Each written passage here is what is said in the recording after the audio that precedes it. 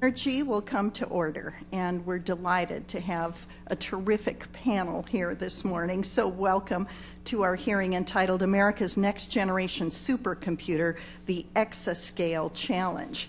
In front of you are packets containing the written testimonies, biographies, and truth and testimony disclosures for today's witness panel. And now I will recognize myself for 5 minutes for an opening statement, followed by our ranking member, Mr. Swalwell. The development and expanded availability of supercomputers has enabled society to push the frontiers of nearly every scientific discipline and accelerate applications of that science in countless fields. It has enabled modeling and simulation necessary to address national security needs. It drives the boundaries of medical research, reduces costs to develop new products, and improves materials design processes, just to name a few. High-performance computing has also revolutionized how the energy sector operates. Advanced modeling and simulation techniques driven by computer algorithms and faster computing speeds improve the efficiency of energy production and consumption technologies. These advancements ultimately trace back to federal investments in basic research that provided the foundation for most of today's computing technologies.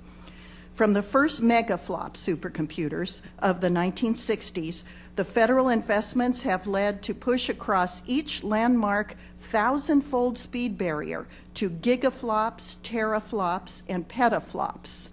I always think of floppy-eared rabbits, and when I was a kid and was showing critters in 4-H, I should have named them Giga, Terra, and Peta, but I just didn't know about it back then because that preceded the first megaflop.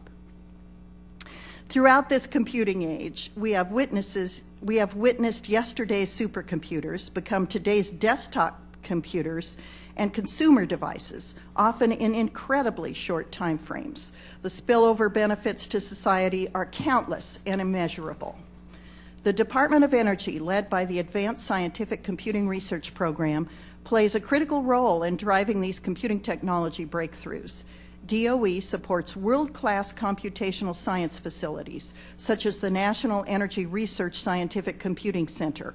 Additionally, DOE funds cutting-edge applied mathematics research and next-generation networking activities. DOE's next major computing challenge, constructing an exascale computer system that is 1,000 times faster than current world-leading supercomputers, may be the most daunting. Key scientific and technical obstacles associated with the architecture and energy efficiency of an exascale system must be overcome, and an immense amount of resources and effort will be required.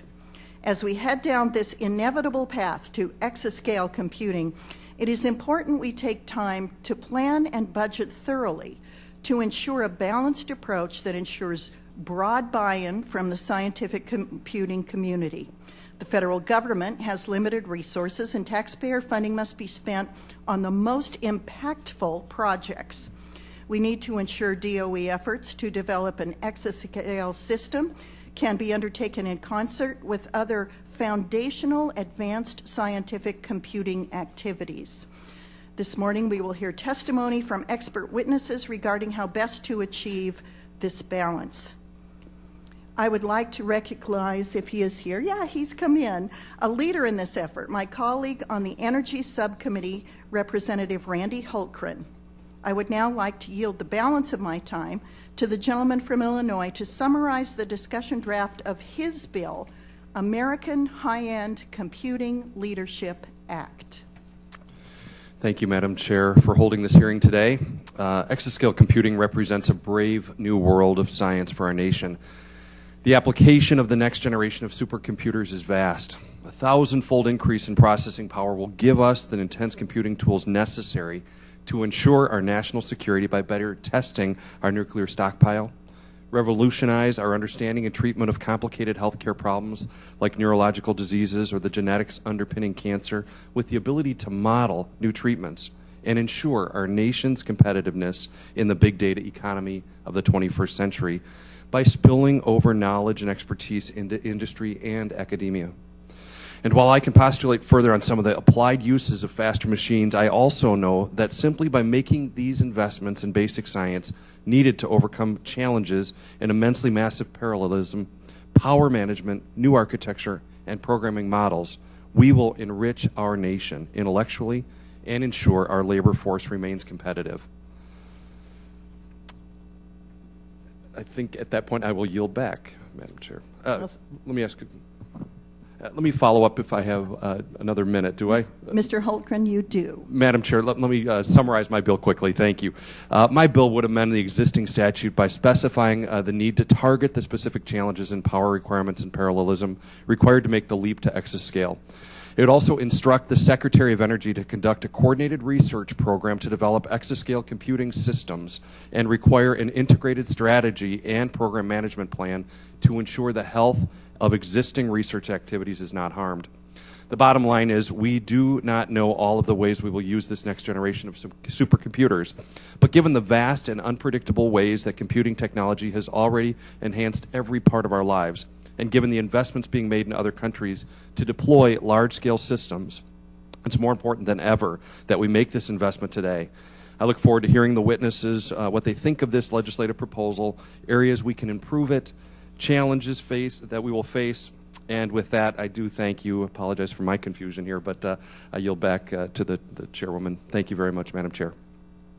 The gentleman yields back. And I might add on a personal note, today, my daughter is being awarded her master's degree in digital media from Columbia University. I unfortunately cannot be at her graduation because Congress is in session, but I get to watch it on the computer. So I will get to see it, and I think to myself, first of all, what is a master's degree in digital media? Somebody my age doesn't even know what that is. And certainly when I was her age, I could not have even begun to envision the career that would be open to her as of today. And the career that's open to her as of today is due in part to the investment that the people in this room and that the American people have made in computing for science and for the benefit of mankind. So this is a very important subject. The fact that it is such an important subject leads me to let you all know that there will be several comings and goings by committee members this morning. There are concurrent meetings going around the buildings. In my case, we have the IRS in front of us down in Oversight and Government Reform.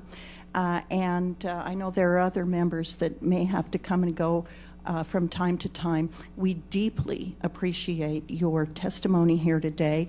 In my absence, our Vice Chair, Mr. Weber, will be in the chair, and of course, Mr. Swalwell, who is our ranking member, who I will recognize now. The gentleman from California, Mr. Swalwell. Thank you, Chairman Lummis, and also congratulations to your daughter on this achievement. And thank you for holding this hearing today. I want to thank the witnesses for being here. Also thank the witnesses who are not from the 15th Congressional District. We also welcome you as well, but especially welcome Ms. Crawford from Livermore, California. I'm excited to learn more about the work that the DOE is doing in partnership with industry and our national laboratories, including both Lawrence Livermore and Berkeley National Laboratories in particular, and are carrying out to maintain the United States' leadership in the critical area of high-performance computing. As I'm sure the witnesses will all describe in more detail, this capability enables our best and brightest minds to gain new insights into societal concerns ranging from Alzheimer's disease to climate change. Other examples of both industrial and academic research that benefit from our advanced high-end computing capabilities include high-temperature superconductivity to significantly reduce energy losses in transmitting electricity, aerodynamic modeling for aircraft and vehicle design, pharmaceutical development, next-generation nuclear reactor design, fusion plasma modeling, and combustion simulation to guide the design of fuel-efficient clean engines, such as that being carried out at the Sandia National Laboratory's Combustion Research Facility. In short, many of the most pressing issues of our time, whether it's how we find our energy resources, how we make our energy resources more efficient, or how we solve the rising cost of healthcare, can be solved through investments in high-performance computing. A focus of today's hearing is the development of an exascale computing capability. Now, my understanding is that exascale is often interchangeably used with extreme scale to refer to the next generation of supercomputers in general. But it also refers to a computing system that would be able to carry out 1,000,000 trillion operations per second.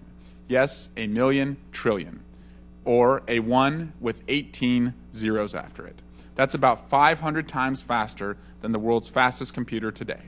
Such a system would be critical to meeting the nation's needs in a number of important research areas like combustion science, climate science, modeling of the human brain, and ensuring the reliability of our nuclear weapons stockpile. That said, as we pursue the next generation of supercomputing capabilities, which I fully support, I also want to ensure that the nation is getting the most bang per buck out of our current world-leading facilities. It is noteworthy that while Lawrence Livermore, Argonne, and Oak Ridge National Laboratories are three of the most powerful supercomputing centers in the world, they are addressing incredibly important scientific issues that really require their advanced computing capabilities. Lawrence Berkeley's National Energy Research Scientific Computing Center actually serves thousands of more users with only a fraction of those leadership machines' computing power. The point is, not every computational research effort requires the fastest, most sophisticated system we can possibly build, and I think we also need to work more to make sure that what's sometimes called capacity supercomputing is more accessible to both the academic and industrial research communities that benefit. I've always believed, whether it was as a local city councilman or a sitting member of Congress, that the government works best when we can share our resources with the private sector, that it doesn't serve anyone any good if we're just doing the research in the government and not transferring that research out to the private sector. And I think high-performance computing, we've already shown in our laboratories, we are transferring it out. The transfer out makes us more efficient, can reduce healthcare costs. Also, more importantly, especially in our area, it can create private sector jobs on top of the thousands of jobs that already exist at our laboratory. So with that, I look forward to discussing these important issues with each of you today, and I yield back the balance of my time. Thank you, Mr. Swalwell. If there are members who wish to submit additional opening statements, your statements will be added to the record at this point. Well, at this time, I would like to introduce our witnesses. And the fun part today is we have two members here who have witnesses from their districts.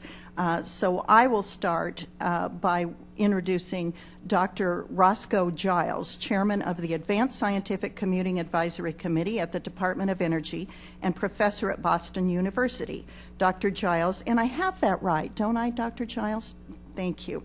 Has served in a number of leadership roles in the community, including member of the Board of Associated Universities, Inc., Chair of the Boston University Faculty Council, and General Chair of the SC Conference in 2002. He received his PhD in physics from Stanford University in 1975. That's a remarkable record of achievement, Dr. Giles. Thank you for being here. At this time, I'd like to yield to the gentleman from Illinois, Mr. Hultgren, to introduce our second witness. Thank you, Madam Chair. Our second witness is Dr. Rick Stevens, Associate Laboratory Director for Computing, Environment, and Life Sciences at Argonne National Laboratory. He heads Argonne's computational genomics program and co-leads the DOE's laboratories planning effort for exascale computing research. He is also a professor of computer science at the University of Chicago and is involved in several interdisciplinary studies at the Argonne University of Chicago Computation Institute and at the Argonne University of Chicago Institute for Genomics and Systems Biology. He is doing amazing work at Argonne and at the university, and the entire Illinois community is proud of his contributions to this cutting-edge field of science. We're very glad to have you here, Dr. Stevens. Thank you. I yield back. Thank you for your attendance today. That was my field, although at a much lower level of academic achievement, Dr. Stevens. We're delighted you're here. Now I would like to yield to the gentleman from California, Mr. Swalwell, to introduce our third witness. Thank you, Chairman Lummis. And I've been very eager on this committee to have a witness from Lawrence Livermore Laboratory. I can testify to that. So I thank you for allowing this witness to be here today. Lawrence Livermore is the largest employer in my congressional district, and I have to really just commend the laboratory for their advocacy of the issues facing Lawrence Livermore. They're in constant contact with our office and this committee. So I'm honored to today introduce Dona Crawford, who is the Associate Director of Computation at Lawrence Livermore National Laboratory. Ms. Crawford is responsible for a staff of roughly 900 who develop and deploy an integrated computing environment for advanced simulations of complex physical phenomena like climate change, clean energy creation, biodefense, and nonproliferation.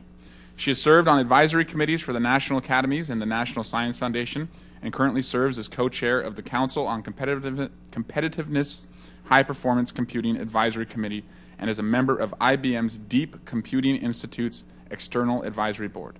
Ms. Crawford has a master's degree in operations research from Stanford University and a bachelor's degree in mathematics from the University of Redlands, California. Ms. Crawford, thank you for being here today, and I yield back the balance of my time.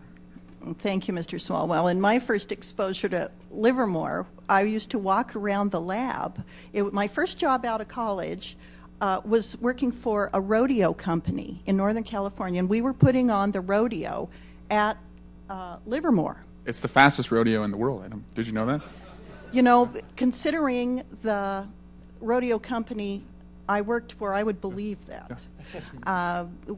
Those rodeos ran like that. And I used to go for walks around the lab just to get some exercise when I was there at Livermore putting on rodeos. So I know where you are. At least I knew where you are when I was a young college graduate in my first job. Our final witness is Dr. Daniel Reed, Vice President of Research and Economic Development at the University of Iowa. Previously, he served as a senior leader at Microsoft, serving as Microsoft's computing strategist to corporate vice president for extreme computing, I love that, and technology policy. He received his PhD in computer science in 1983 from Purdue University. As our witnesses should know, spoken testimony is limited to 5 minutes each, after which the members of the committee will have 5 minutes each to ask questions. I now recognize Dr. Giles for 5 minutes to present his testimony with deep gratitude to all of you for your attendance today. Dr. Giles. Yes, thank you, Chairman Loomis, and thanks to members of the committee for inviting me to testify today. I think the bill you're considering is very, very important for our field and for maintaining the nation's leadership in computing and computational science. I am testifying today in my role as chair of the advisory committee to OSCAR, and I will try to reflect that committee's views of some elements of the OSCAR program and hope to demonstrate that we are ready to move forward and sort of eager to move forward in this direction, and it's important that we do so. The Office of Advanced Scientific Computing Research has programs and investments that include computer and networking facilities that support DOE science programs, leadership computing facilities for which the Exascale discussion is very directly relevant, with unique high-end capabilities made available to DOE and to all the nation, including industry. Applied mathematics research, whose results provide the framework for future applications and systems. Computers, science system and software research, whose results both enable applications of current systems and chart the direction for future systems. And beyond this, OSCAR investments, OSCAR is the abbreviation for Advanced Scientific Computing Research. We get lost in acronyms sometimes.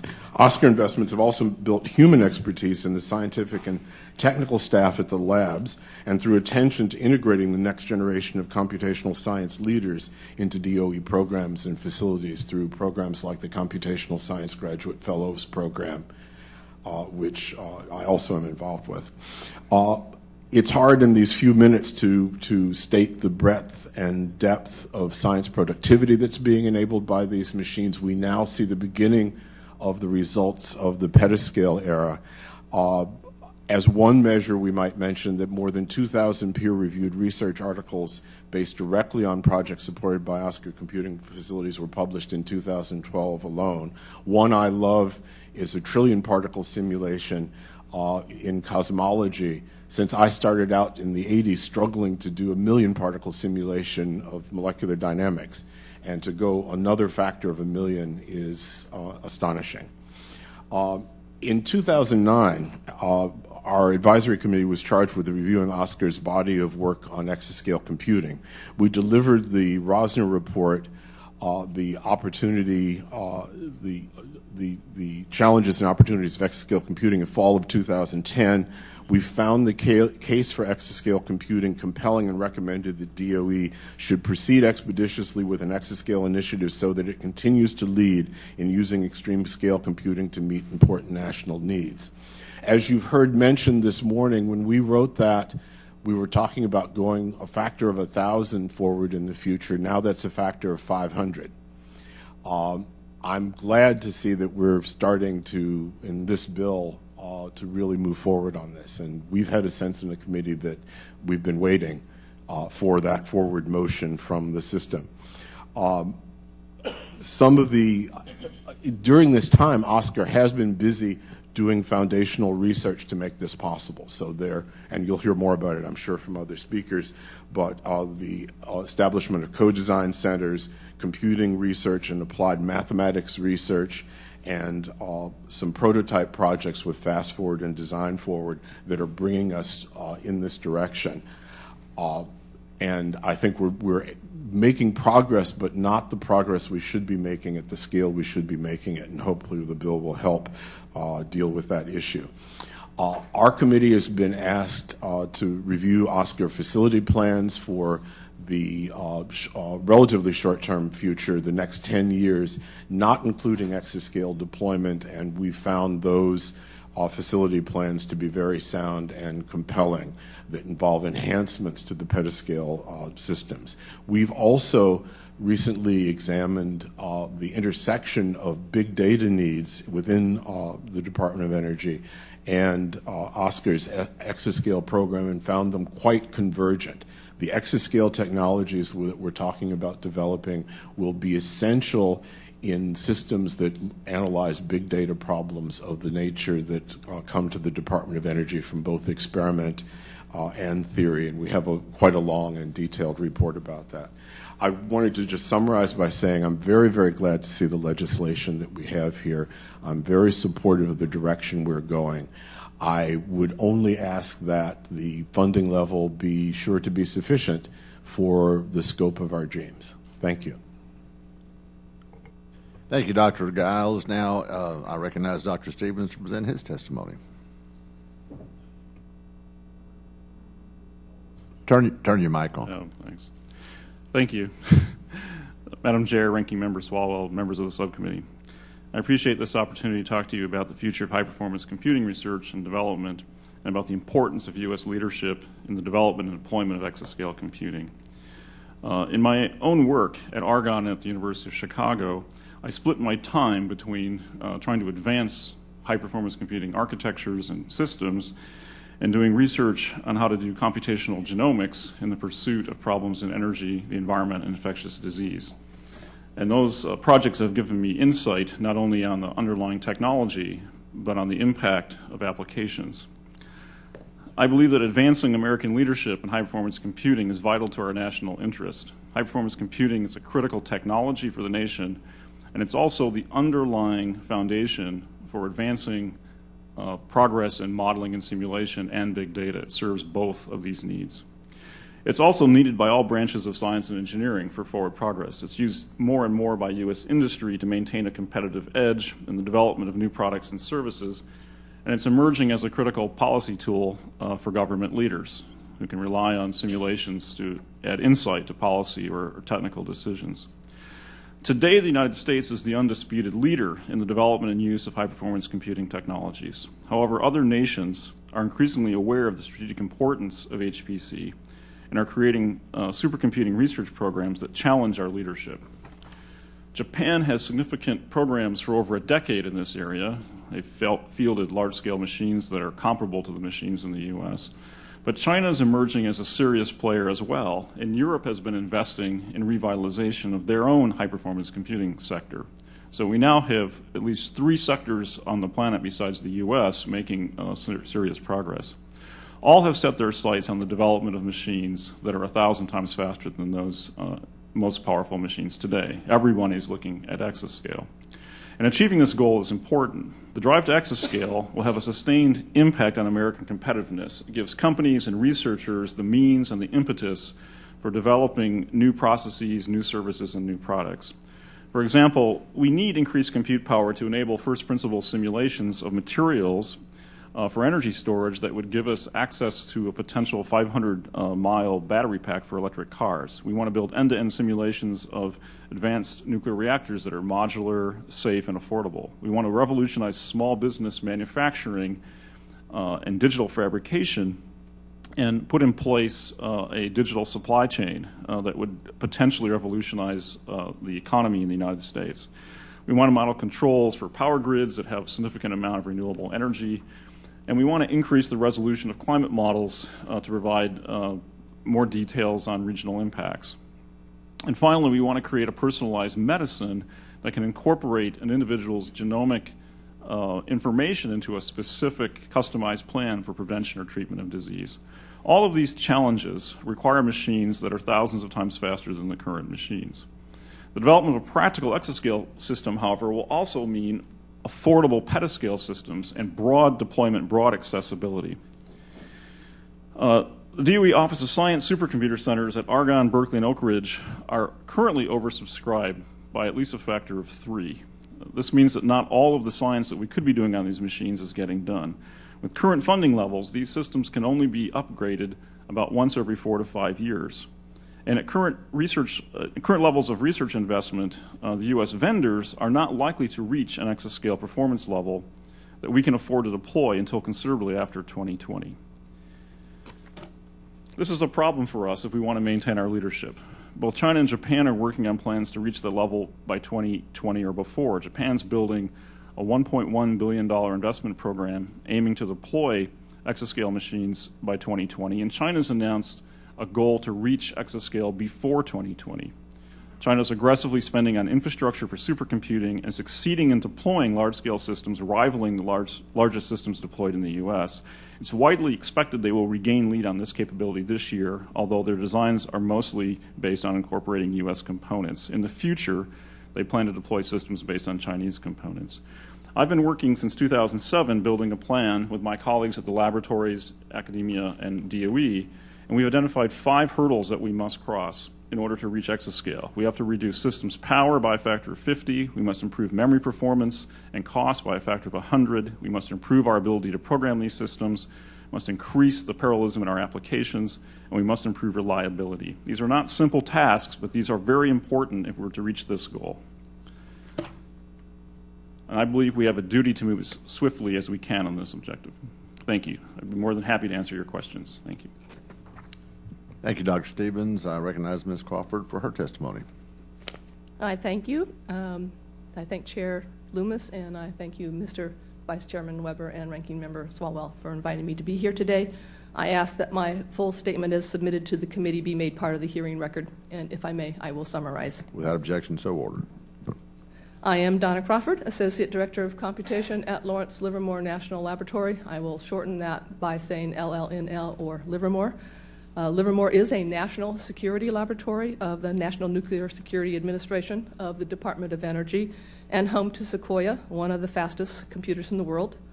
Livermore has the responsibility for maintaining the safety, security, and effectiveness of the nation's strategic nuclear deterrent through the Stockpile Stewardship Program. High-performance computing has been a core competency of the lab to meet this mission need since over 60 years. In fact, the NNSA labs, working in close partnership with U.S. HPC industry, were the forefront of the last revolutionary design shift in HPC computer architectures and applications development.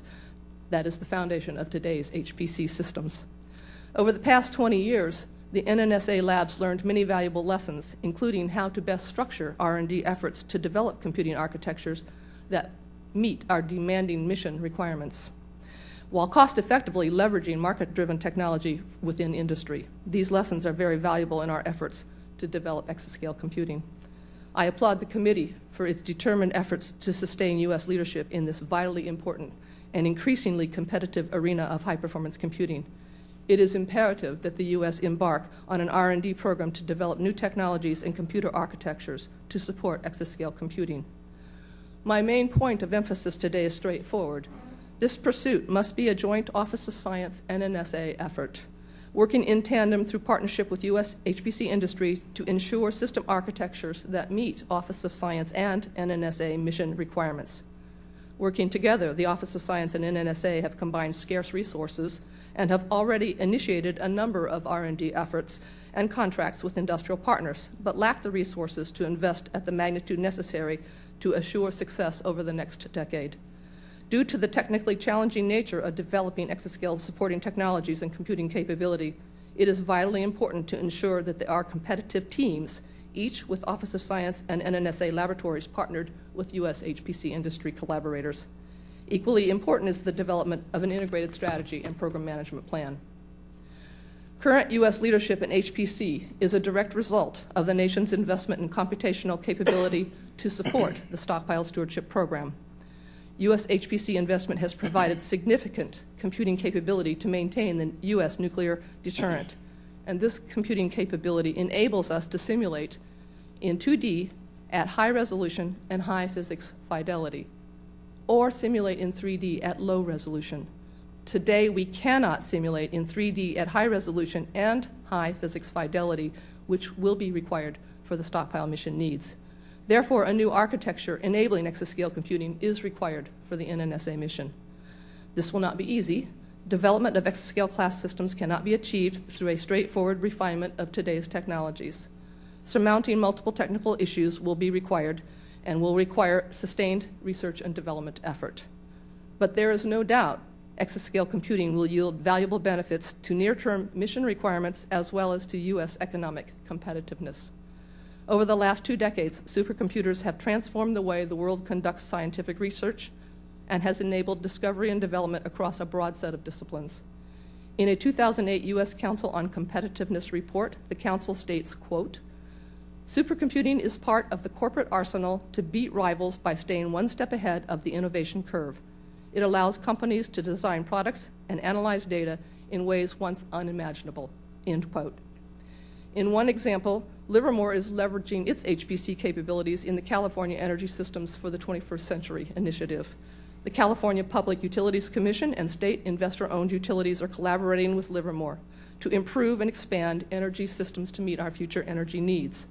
The owners, operators, regulators, and a joint team of technical experts will use the nation's most advanced modeling, simulation, and analytical tools to gain unprecedented insight and generate new data to reduce risk and inform solutions to issues facing 21st century energy systems, such as renewable energy integration and use of smart grid technology. There are many other examples that highlight the importance of supercomputing and reinforce the value of maintaining U.S. HPC leadership. For now, let me close again by saying thank you, and I look forward to working with the committee to ensure continued U.S. HPC leadership. Thank you, Ms. Crawford. Dr. Reed, I recognize you for your testimony. Thank you. Chair Loomis, Vice Chair Weber, Ranking Member Swalwell, members of the subcommittee. My name is Dan Reed, and I'm the Vice President for Research and Economic Development at the University of Iowa. Thank you for the opportunity to share my perspectives on exascale computing and to respond to your questions regarding the American High-End Computing Leadership Act.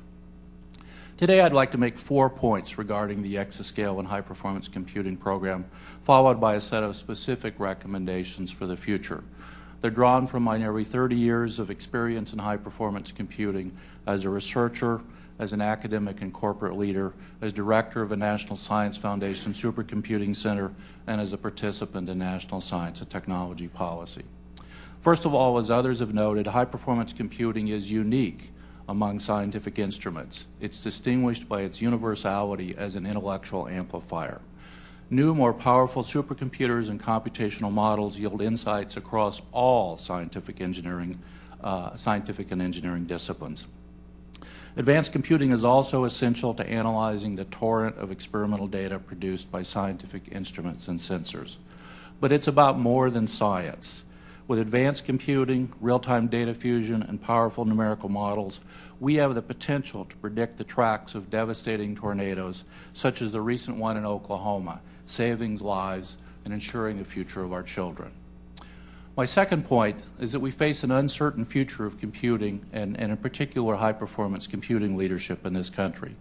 As others have noted, today HPC systems from Oak Ridge, Lawrence Livermore, and Argonne National Laboratories occupy the first, second, and fourth place on the list of the world's fastest computers.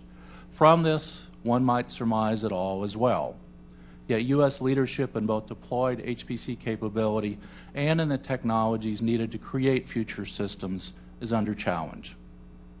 Also, as others have noted, other nations are investing strategically in high-performance computing to advance national priorities. And the U.S. research community has repeatedly warned of the potential and actuality of eroding U.S. leadership in computing and in high-performance computing, and emphasized the need for sustained and strategic investment. I've had the privilege of chairing many of those studies personally as a member of PTAC, of PCAST, of National Academies boards. And yet many of these warnings have been largely unheeded.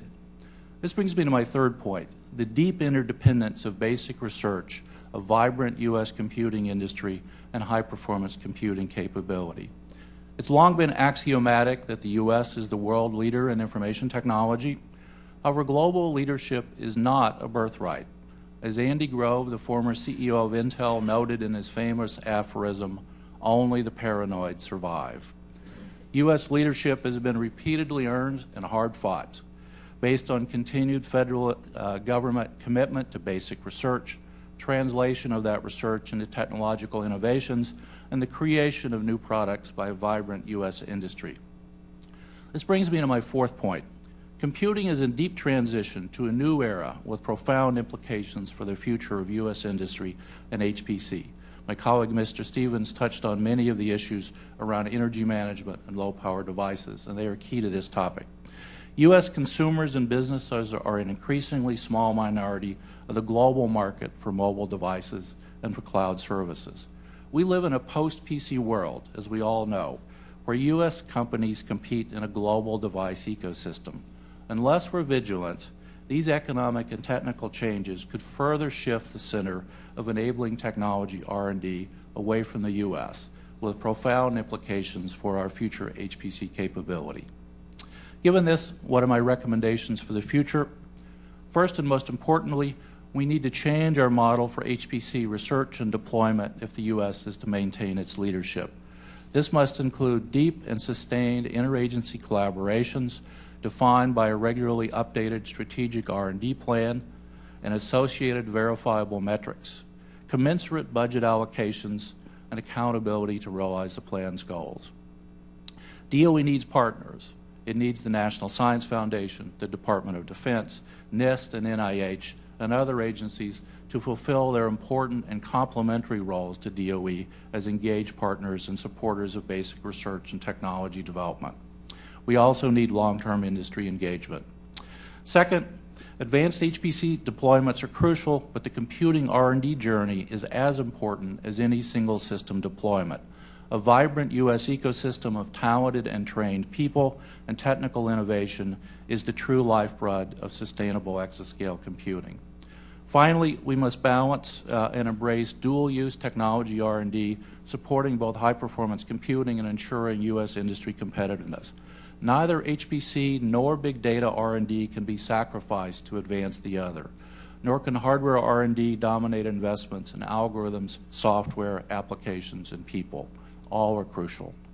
Finally, let me again commend this committee for its continued commitment to high-performance computing. It's been my privilege to testify here many times.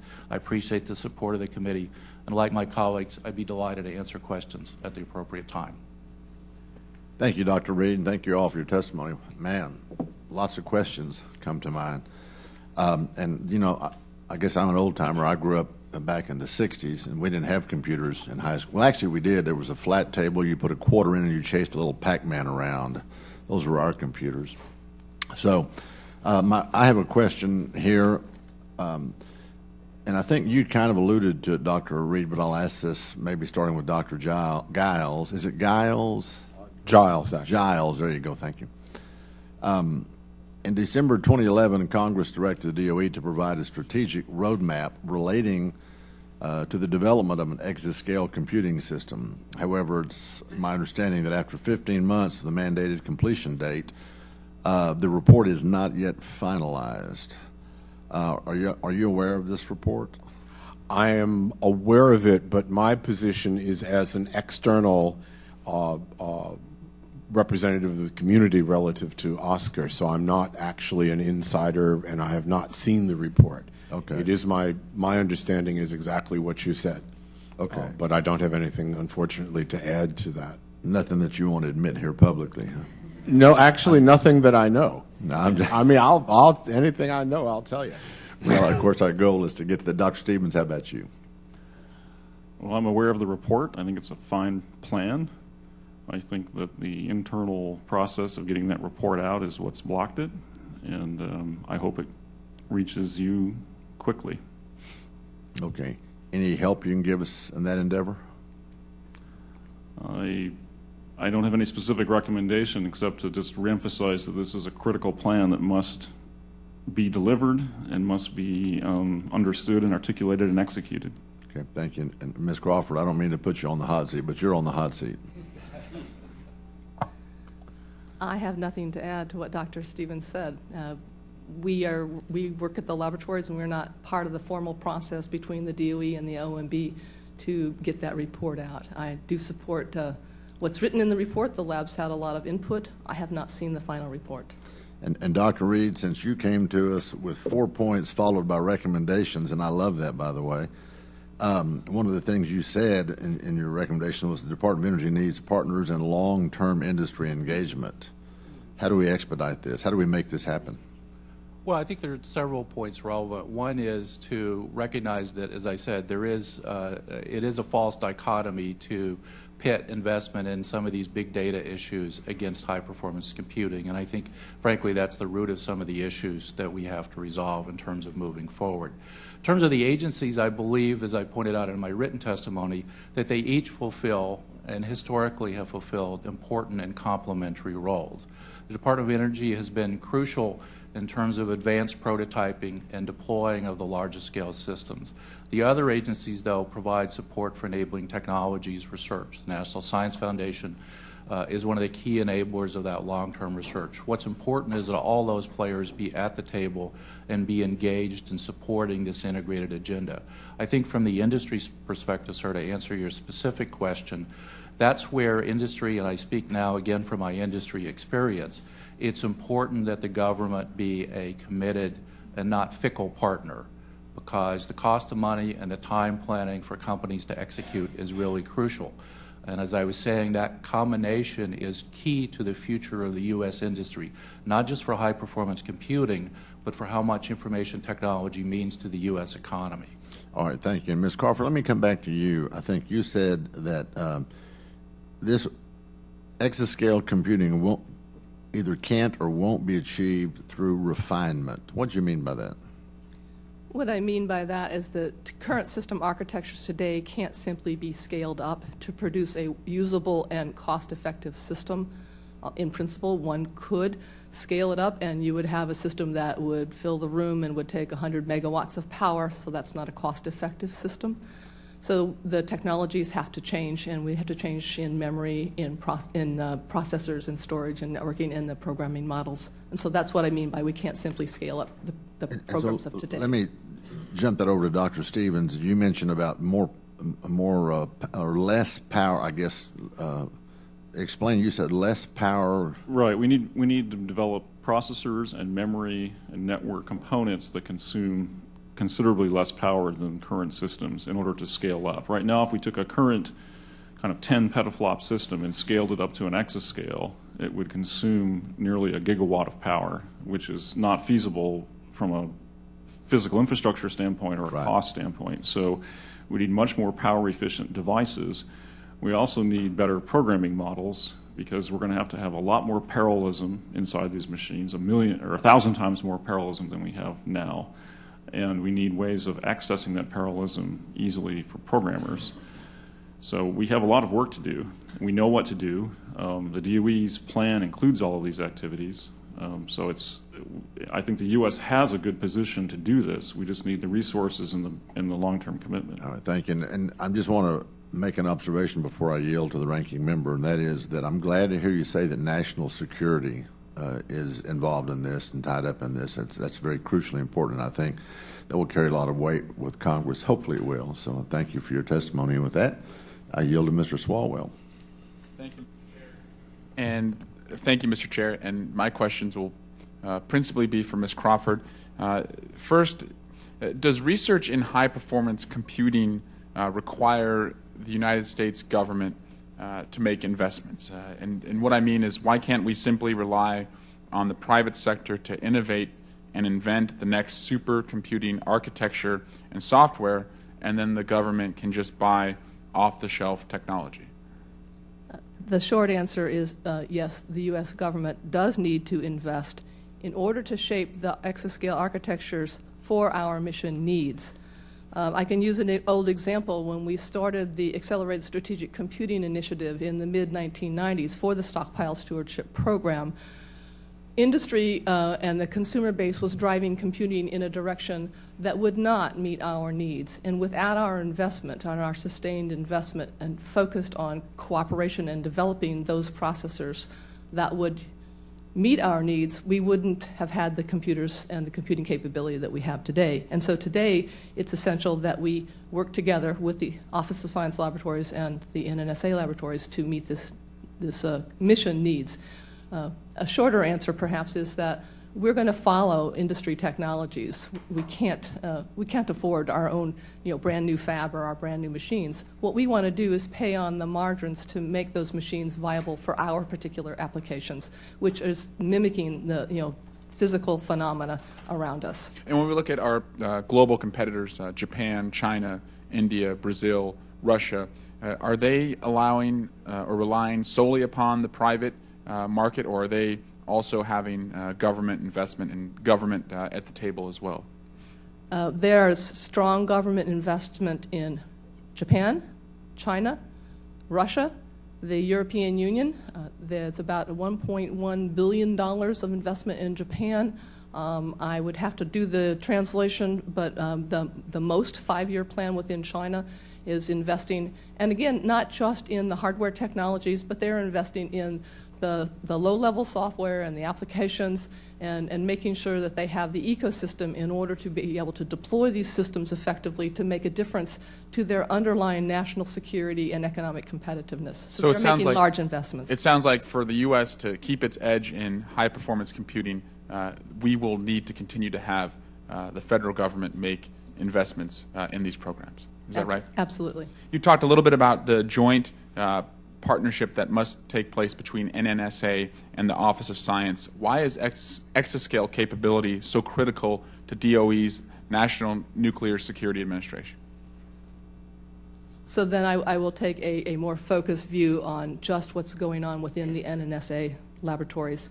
It is our duty to assess the state of the stockpile on an annual basis. And the stockpile is being decreased in the numbers of weapons and the types of weapons. That makes each single weapon remaining in the stockpile critically important to understand what's going on. Going toward a more leaner and meaner model. Leaner and meaner. And so those systems, as they age, they are being modernized as parts begin to fail. And so there are a number of things that we need to understand physically. Nuclear weapons are very complex. Think about parking your car in the garage and not turning it on, but then wanting to be able to use it when you have to. There are special materials that are changing over time and rings that outgas and all kinds of things that go on just sitting there. And we need high-fidelity 3D simulations to understand the initial conditions, the engineering features, the safety features, the security features. And today we cannot simulate at that high fidelity. So we have a number of what we do is look at the kinds of calculations we're going to do and the kinds of computing that is required to do those calculations. And so for stockpile assessment, for the life extension programs, for materials aging, for safety and surety, we have a range of exascale needs for the kinds of calculations that will have to go on in high fidelity, high resolution 3D. And they range from half an exascale to 1,000 exascales over the period of the next 10 years. And Ms. Crawford, starting in about 2018. Can you tell me more about Livermore's work to address industrial and medical research needs? For example, your groundbreaking simulation of the human heart and your recent work with the California Energy Commission to improve energy management throughout the state, and how Exascale and HPC have affected our ability to do this? I'd be glad to. Having developed these capabilities for our mission drivers, then they are applicable, as Dr. Reed has said, to many other activities. Last year, we worked with IBM to develop a code called Cardioid, and it models the electrical signals of the heart, and it has the potential to be used to test drugs or medical devices. The code ran in nearly real time across our 20 petaflop machine at Livermore, beating at astonishing 60 beats per minute. So this is almost 12% of real time. This calculation ran at 59% of peak of this machine, and it's very incredible and amazing thing to take a new code and put it on a new machine and run at this scale. It runs in time to solution over 1,200 times faster than the previous state of the art.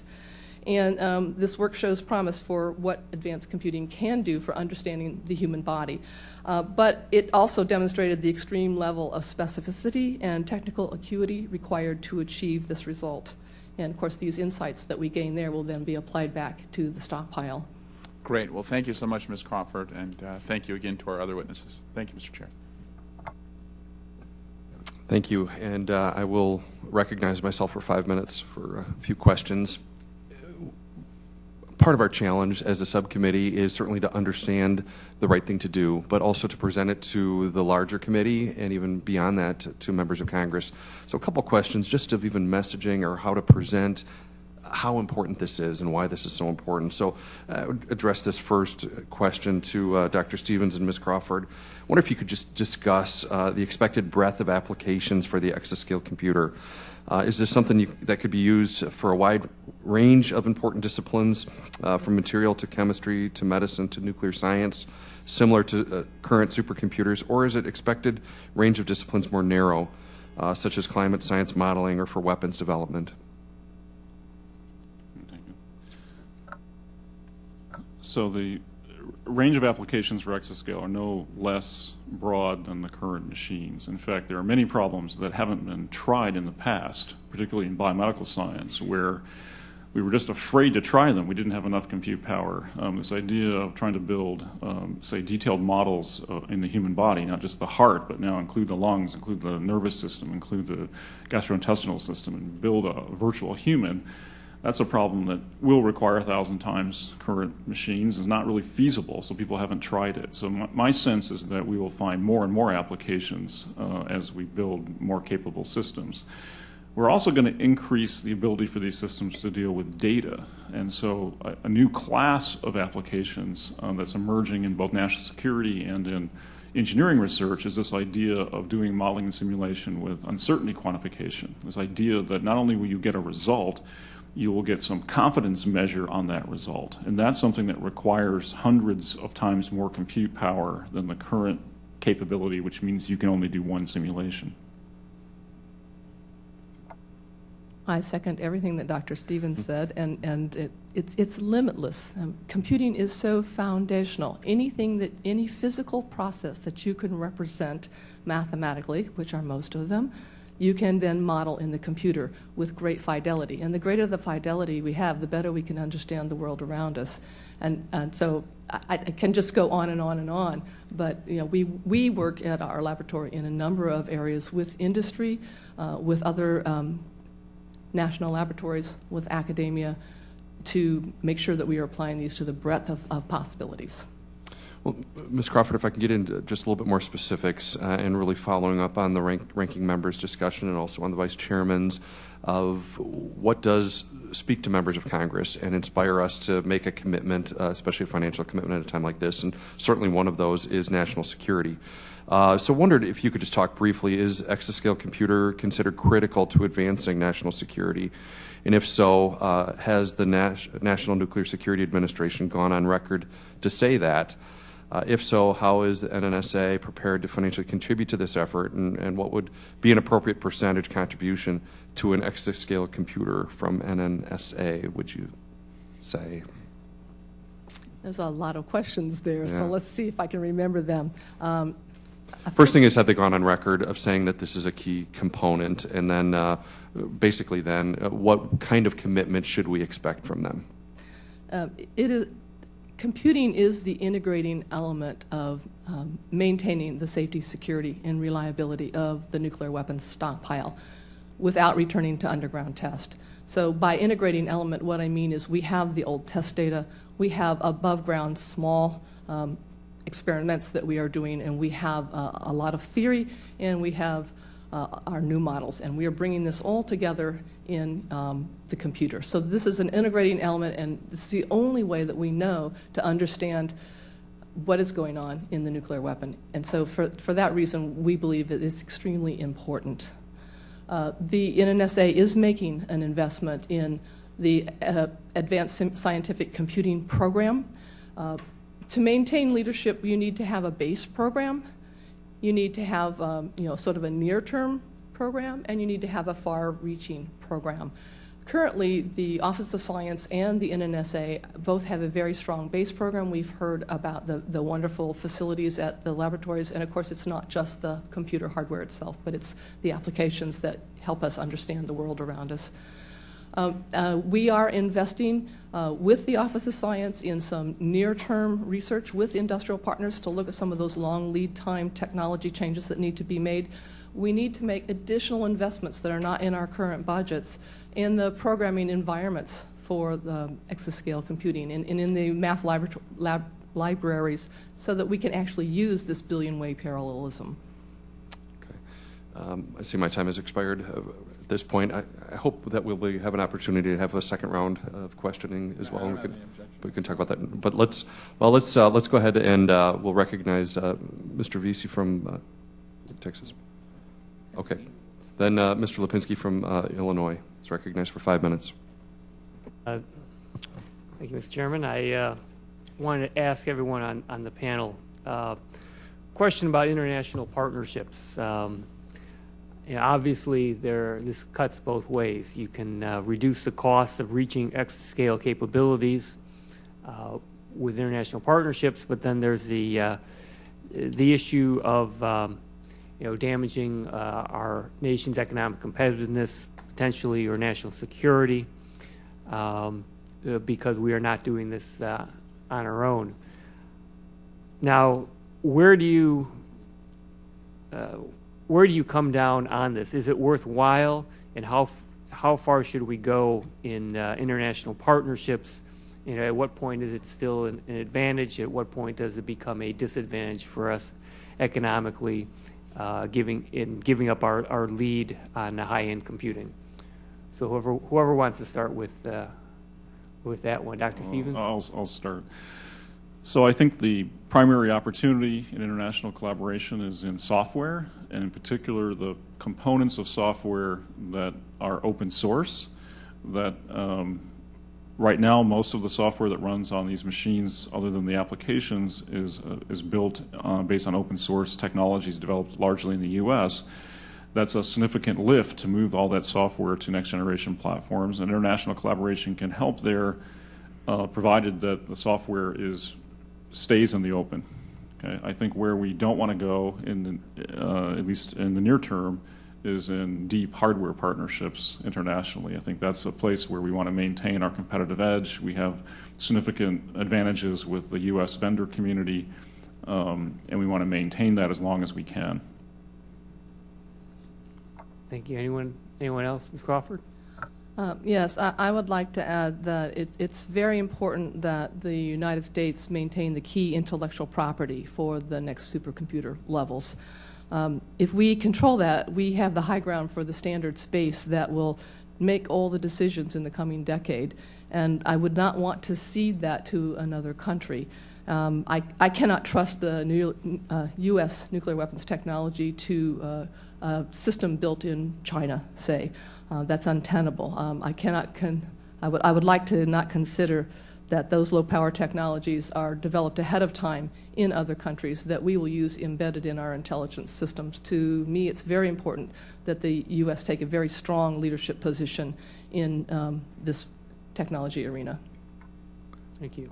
Dr. Reed? Yes, if I might add to that. It's part of the reason in my testimony I spoke very specifically to the importance of U.S. industry engagement. And as we move into this increasingly mobile device, low-power world, which is one of the key enabling technologies for future exascale systems, it's really crucial that the U.S. vendors maintain the competitive edge and strike a balance, as we do in terms of investment, between the global market and maintaining unique capabilities for U.S. national security. And that's part of the role of the federal government in terms of, as Ms. Crawford said in her testimony, about shaping the direction of industry to ensure that we have the technology capability that we need. And I would echo that there were other uses as well, as we've talked about the rise of data analytics and its importance for national security and signal intelligence and other domains. That's another area where we must think carefully about many of the enabling technologies, of which hardware is one, but the algorithms and other pieces need careful scrutiny also. Thank you. Yeah, I would agree with what's been said. Just 2 points. I think it would be truly shameful for us to give up the elements of leadership that we have. I mean, one of the things we pointed out in the ASCAC Exascale report was the criticality of time and of seizing the opportunity that in some way is presented uniquely to us to advance this field. But many, many countries will want to do that. And we have a little bit of a time advantage because of our starting place. The other point, which is, it goes sort of in the direction of the open source software, is the observation that a lot of the open science that's done in the world is done with international collaboration and with international connections. And we would, I think, like to still be in the position of having a lot of influence on the underlayer of that, on which we will all build. But there certainly is international collaboration in science, and I wouldn't want to minimize that, the importance of that for the open science community. Thank you very much. And I won't ask a question if Chairman will give me a few extra seconds there. I just want to also echo what I know some of my colleagues have stated. I know exascale computing is important, but we have to make sure that we don't pursue that at the expense of other important R&D activities that Oscar is doing. That I'll yield back. Gentleman yields back. I will go through a second round of questioning if anyone would have other questions. So I will begin by recognizing myself for 5 minutes. And I would address this first to Dr. Stevens, but also ask if any of you would have other thoughts on this, and really following up on Mr. Lipinski's questions of timing and competitiveness. And wonder, Dr. Stevens, if you'd have some thought of what level of investment is needed for U.S. to maintain global leadership in scientific and technical computing for the next decade. And then something specific of if we maintain current investment, at what point would China surpass us in computing capabilities? And then also just looking at dates, what type of approach and how much investment would be necessary for us to lead to a deployable system by 2020? Okay, so on the first one, in terms of the resources required to do this, in the plans developed by the laboratories, we estimated that in addition to the current funding levels that we have, we would need an increment over time of approximately $400 million a year. That would be split between the two partners, the Office of Science and the NNSA. At that funding level, we think it's feasible, not guaranteed, but feasible to deploy a system by 2020. Of course, we made those estimates a few years ago when we had more runway than we have now. And that investment would go to both hardware and software and some applications, although more applications work would be needed by that time. At the current funding level, not including the bill that's in front of us, it's estimated that we would not reach an exascale capability until middle of the next decade. We don't have accurate estimates of precisely what China will do, but my guess is they will probably exceed us by the end of the decade if we were in that scenario. I don't remember your. I think that covered it. So really it is, if we can, without the investment, it's going to be probably 2025 before we'd reach that level. Absolutely. Do you think with the investment, do we have the, is it a possible expectation to reach Exascale levels by 2020? I think it's possible. I think we would have to get moving faster than we are now. And of course, the industry is ready to do this. Labs are ready to do it. Academia is ready to do it. We just need the resources and the commitment, and also to do it in a way that doesn't cannibalize the current program. We need the base. We have to build on the base both in the Office of Science and in NSA. And so this is really looking at incremental resources, unfortunately, to do it. Okay, thank you. Do any of the others have any thoughts or disagreement?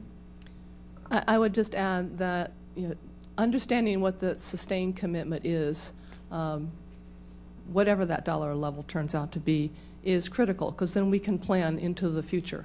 And not knowing whether the base budget is cut and the Exascale R&D budget is cut, and we've got a commitment to do this, and now we must do that because we have a contract, and yet that prevents us from doing something else. So not knowing is really difficult to plan ahead and manage it effectively. So understanding that and sustaining that is very important.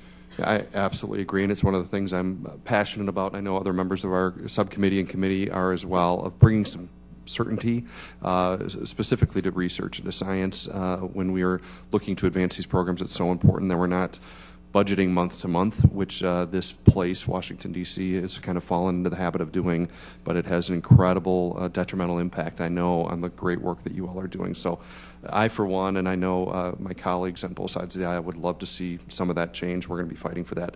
Let me switch gears just a little bit and address this to Dr. Giles, if I could, and also to Dr. Stevens. But with respect to achieving an extraordinary number of computations per second, Exascale appears to be a somewhat arbitrary goal. With current budgetary constraints, could DOE consider slower systems that would still be by far the fastest in the world? Or how do you see that fitting into this challenge of kind of keeping up with the rest of the world? If DOE were to say, well, we want to do some advancement, but we're not going to go for that larger goal. We'll just kind of settle for a lesser goal. How do you see that impacting the work that you're doing and the work that other nations are doing? Okay. I think the key research to lower power consumption, to identify the pathway that takes us to Exascale, is one that is defined by that goal, but which is a sort of has a certain integrity of its own.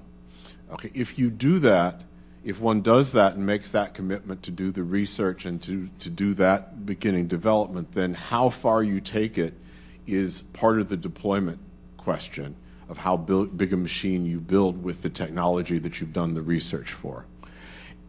So at least that's my take on it. I'm not the technologist that Rick is, and you may have a comment on that. Well, what I can say is that the laboratories are excellent stewards of the nation's money, yes, and we will buy the most capable systems that we can afford to buy when we have to replace and when we can replace the current systems. So I think the question of can we settle is really a question of, do we want to settle for not being able to do all the science or the most impactful engineering or address the most important national security challenges? We will do the best we can with what is provided to us. There's no question. I think lowering our sights, though, is not in our DNA. Right. No, that's helpful. Thank you. My time has expired. I will recognize the ranking member, Mr. Slawell. Thank you, Mr. Chair, and I appreciate your comments about providing more certainty to our national laboratories. And we know that it's not just the laboratories who need the certainty, but also private industry or any contractors who depend on work from the laboratories.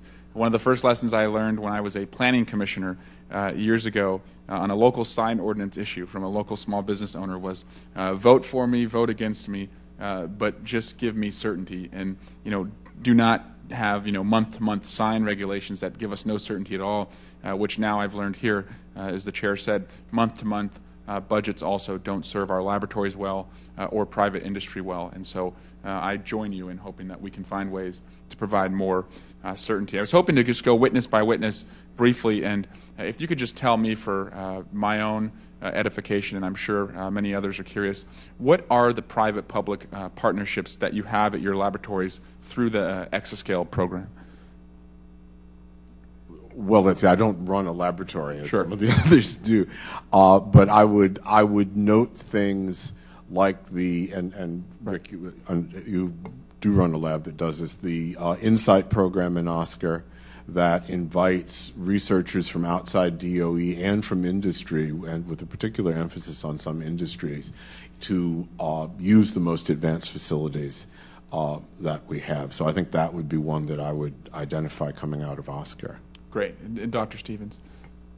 Well, just a few that we've done in the recent past. We've got a collaboration with Pratt & Whitney developing more efficient turbine engines, with Procter & Gamble on a variety of improving consumer products, with the Cummins in improving diesel engines, and Caterpillar improving their ability to model whole vehicles, and including the transmission systems and so forth, with the Mayo Clinic in applying computation to larger scale problems in metagenomics, and so on. There's a long list. Some of these are collaborations with end user companies, and some are collaborations with companies like IBM or with Intel and with Cray in developing next generation technologies.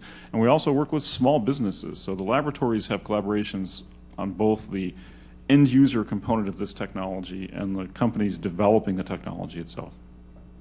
And when I hear some of those companies, IBM, Intel, Cummins, Caterpillar, I think of billions and billions and billions of dollars of exports. Those are some of the largest exporters in the United States. And if we are going to truly achieve our goal of doubling our exports over the next 5 years, making sure that those companies can continue to play a part in reducing that trade deficit we have, about $40 billion every month, is crucial. And it sounds like the laboratories are helping them to do that, so they can sell their goods and services to the marketplace outside the United States. Absolutely, and we're also working with companies like Dow and DuPont and Johnson Controls, and it's a long list, right? And I think we exactly get this idea of helping American industry be more competitive. Great. And Ms. Crawford? So rather than going through the long list, let me talk about the barriers for industrial adaptation of advanced computing. There have been a number of studies, and there are three main barriers. One is the cost of establishing a supercomputing facility, the computer itself, the computing room, et cetera. The second one is the expertise, having the skilled workforce that understands how to use these computers in a meaningful way for their product. And then the third is the software itself that helps them understand their products and how to improve those products. So the kinds of partnerships that Dr. Stevens is talking about and that we have at our laboratory are helping to demonstrate to industry how to overcome those barriers so that they can, in fact, utilize this. And once they have firsthand demonstration and know the value, then that they will start making the investments themselves at a higher level to drive their own productivity and competitiveness. Great. And Dr. Reed, also just like Dr. Giles, I know you do not run a laboratory, but any public-private partnerships you're familiar with that are working right now and also helping the innovation economy? Certainly, and I've been in similar roles in the past. As I mentioned, I used to run an NSF supercomputer center, and we did very similar things in Illinois when I was there. Advanced manufacturing was certainly a target, logistics and supply chain optimization.